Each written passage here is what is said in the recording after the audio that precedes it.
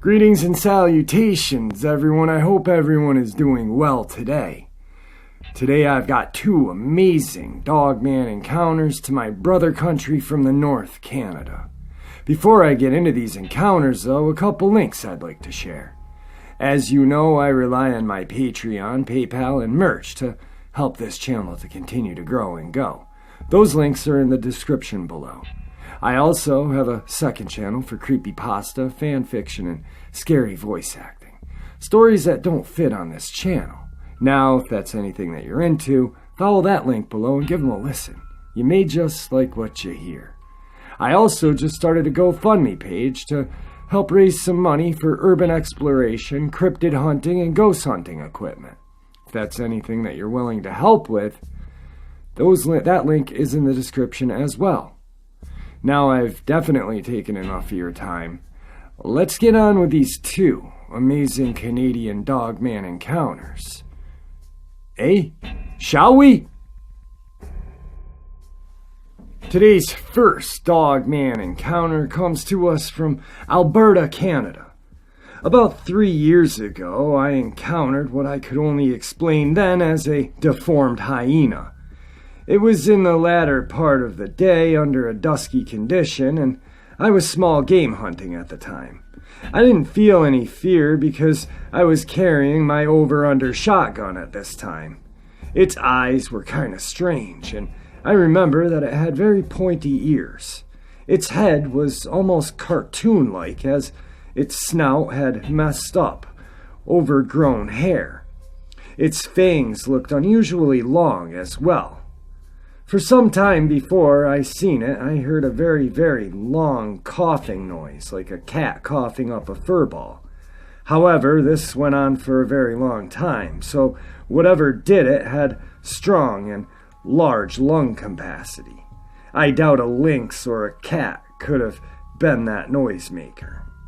I have no idea if this dog-like creature was the source of that strange and long coughing fit. Another strange thing along this trail, I always seemed to be under the watchful eye of a high-flying turkey vulture.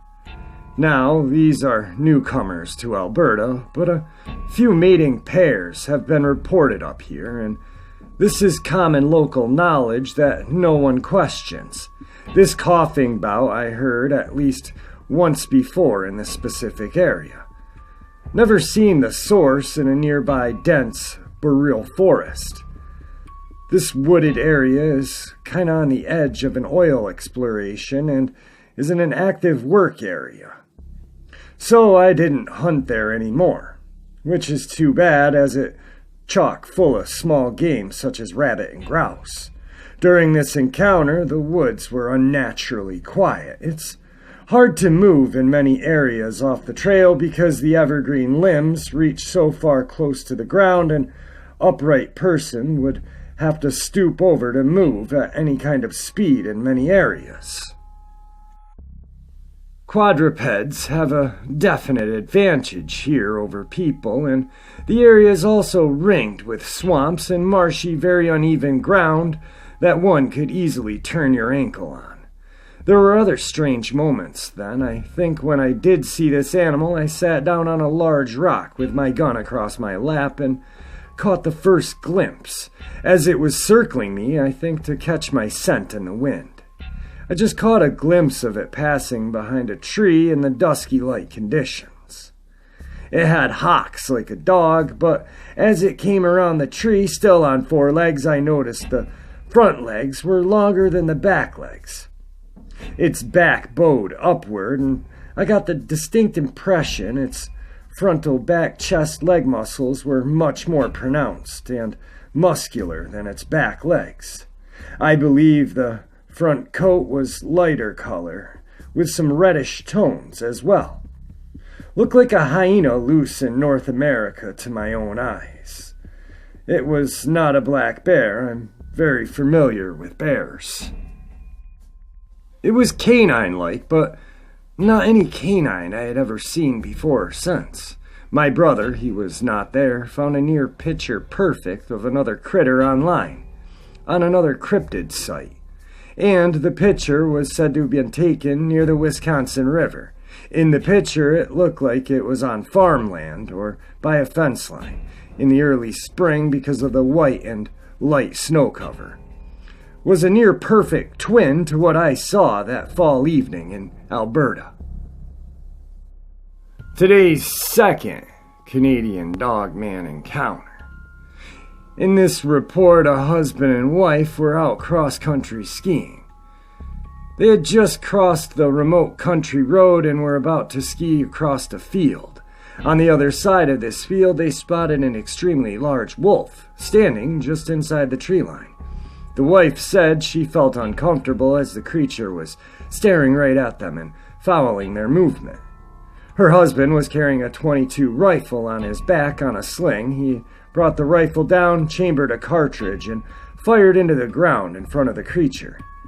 She said the creature looked at the ground, then back at them, and began to growl. She said that the growl went up and down in sound, and it was very deep and menacing.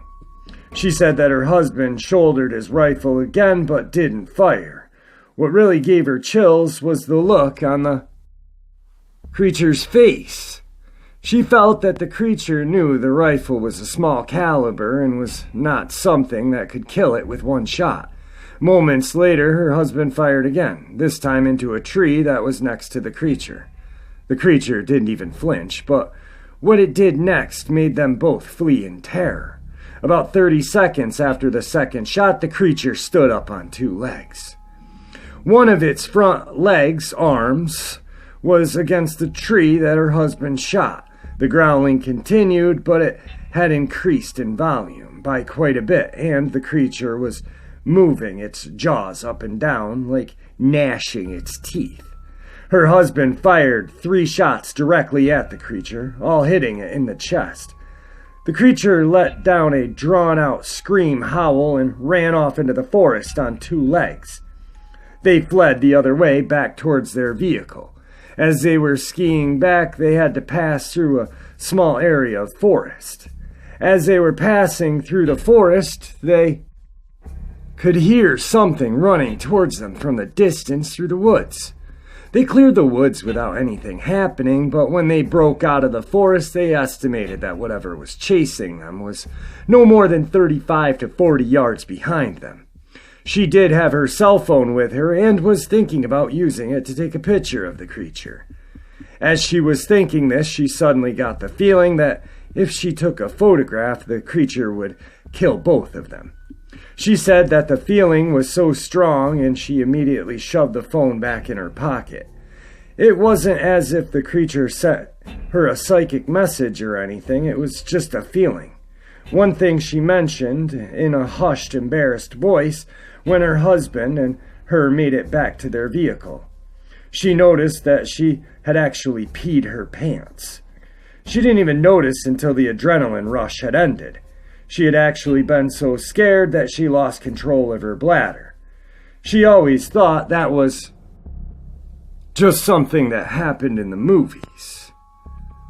This location in Alberta was Deadwood, Crow's Nest Pass, near the town of Coleman, December 2012. The creature was dark black on 4 legs. It was roughly 3 to 3.5 feet tall, standing on 2 legs, at least 6.5 to 7.5 feet tall. Dogman encounters from Canada. Just amazing. You know, those woods are so dense up there, and just, you'd never know what you could find up there. I mean, I live in the Adirondack Mountains, and hiking out there is you're definitely in some dense forest. But Canada, some of the unexplored regions of Canada would be like hiking out in the unexplored regions of Alaska. You know, you just don't know what's out there. You gotta be real careful. Now, the husband shooting a .22 rifle, I guess he should have taken those first 2 shots and hit the creature first, instead of the ground in the tree. Anyway, guys, I hope you enjoyed these encounters. I've got a whole bunch more sitting on my desk to share with you. I've got a real amazing subscriber encounter to share with you, and a very cool Skinwalker Anasazi legend kind of encounter. Legend encounter mixed. Yeah, I guess. Anyway, I hope you enjoyed these encounters, and with that, I bid you guys farewell.